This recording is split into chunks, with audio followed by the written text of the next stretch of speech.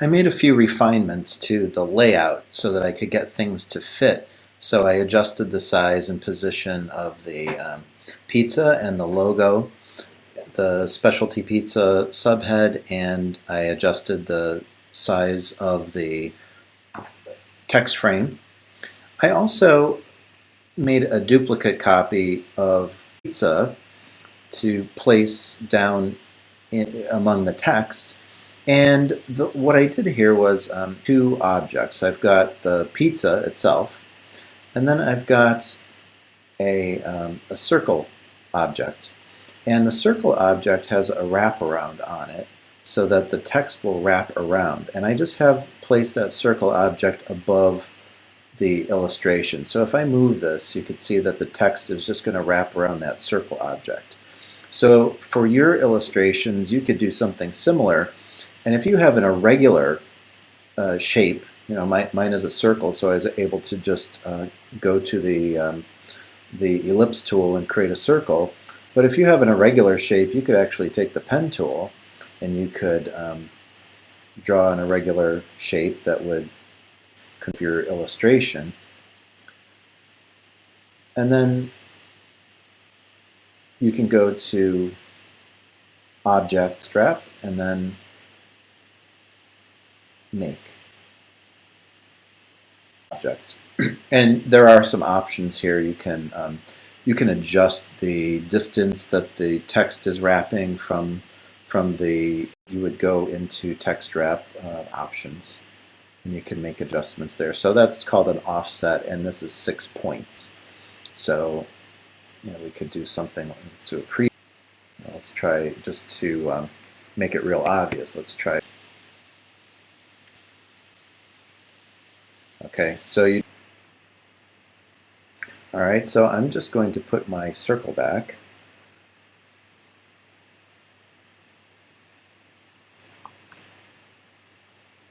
And there it is.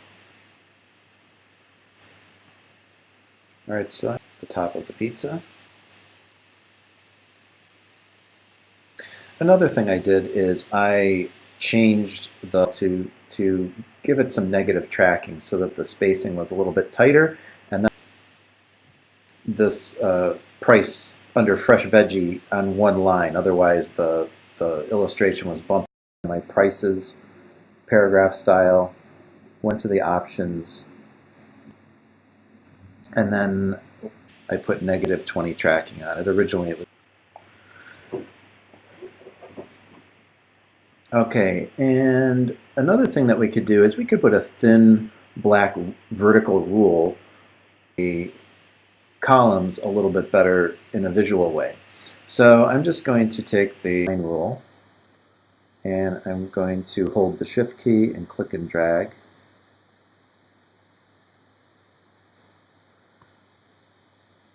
I'm going to make that very thin stroke.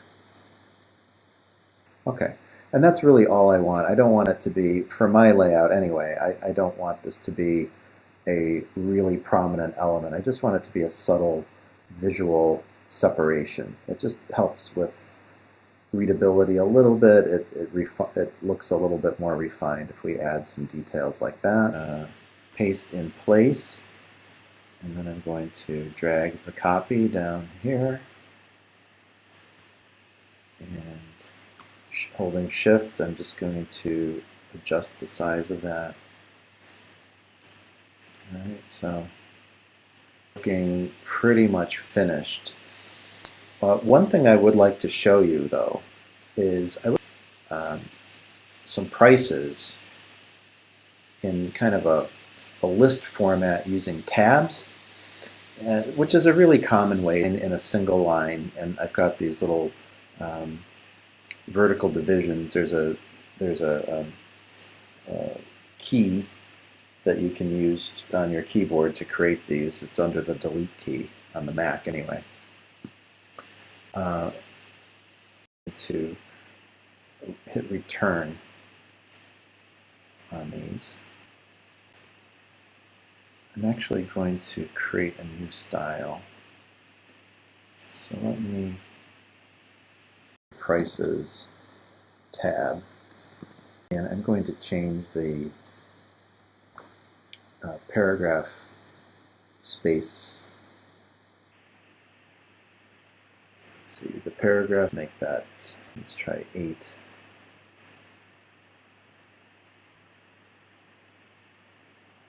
There we go. Okay, that looks better. And actually, so let me go back there again.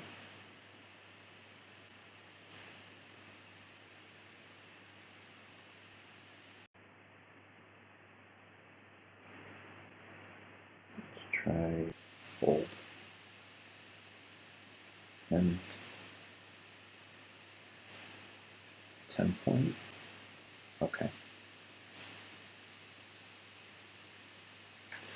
Okay, so, and go to the type menu.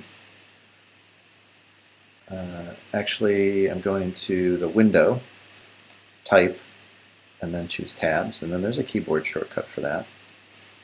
And it brings up a little ruler.